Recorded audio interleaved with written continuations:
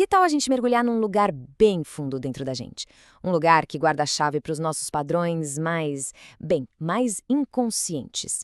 Hoje a gente vai explorar a história de Lilith. E essa é uma narrativa que começou muito, mas muito antes do nosso primeiro suspiro. E se a nossa história mais antiga, aquela que de verdade nos define, não for uma que a gente se lembra? Essa pergunta já nos convida a olhar para um tempo e um espaço que a consciência não alcança, mas que mesmo assim moldou quem somos de uma maneira fundamental. Para a gente começar a desvendar esse mistério, o ponto de partida é um lugar que quem estuda astrologia já conhece bem: a Lua.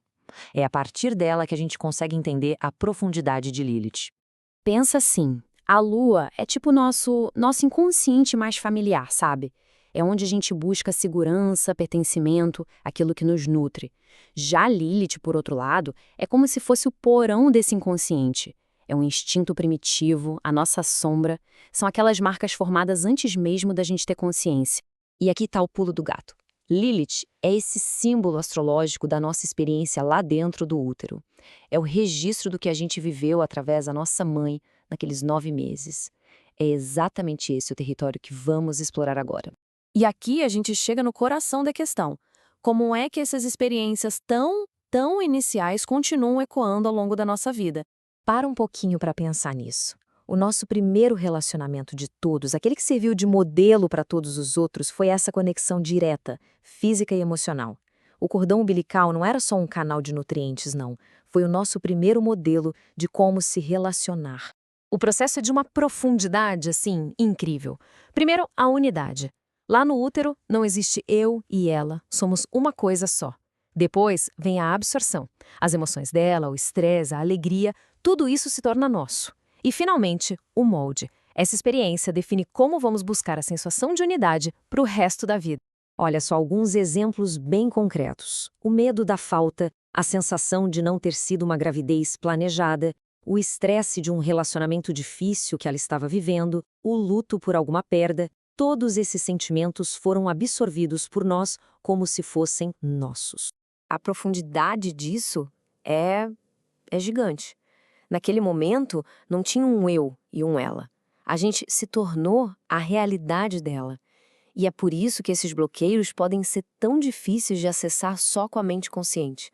Ok, mas como é que isso aparece no dia a dia? Como que esses ecos do útero viram aqueles padrões que a gente repete e muitas vezes sem nem entender o porquê? E é aí que está a chave de tudo. De forma inconsciente, o nosso sistema fica buscando aquela sensação original de unidade. Se a experiência no útero foi marcada por estresse ou medo, a gente tenta recriar exatamente esse estado emocional para sentir, mesmo que de uma forma distorcida, aquela conexão primordial.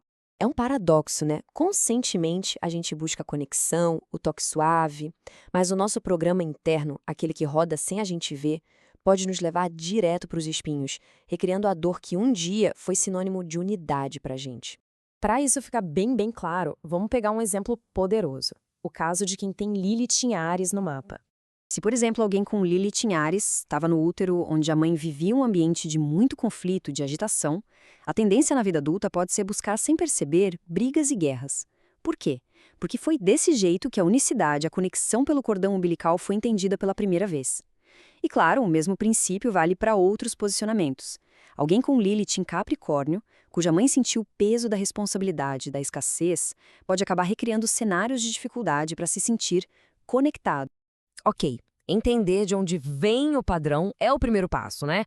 Mas a grande pergunta é: como é que a gente pode curar e integrar essa sombra?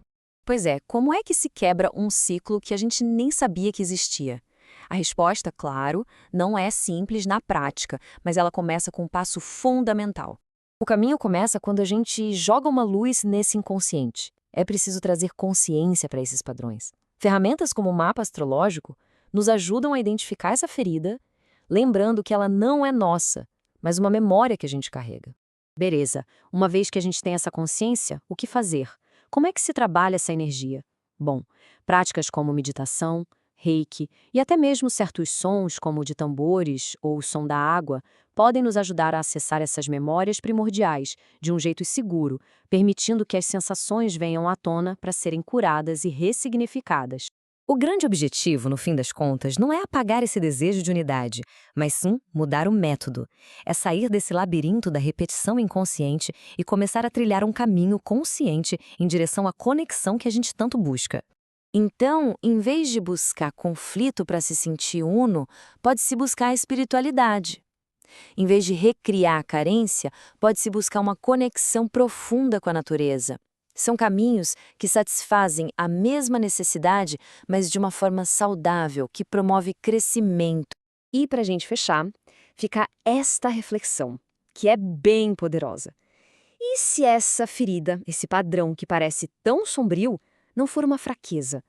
E se for justamente a fonte do seu poder mais selvagem, mais autêntico? Integrar Lilith não é só sobre curar uma dor, é sobre reivindicar uma força imensa que sempre esteve aí.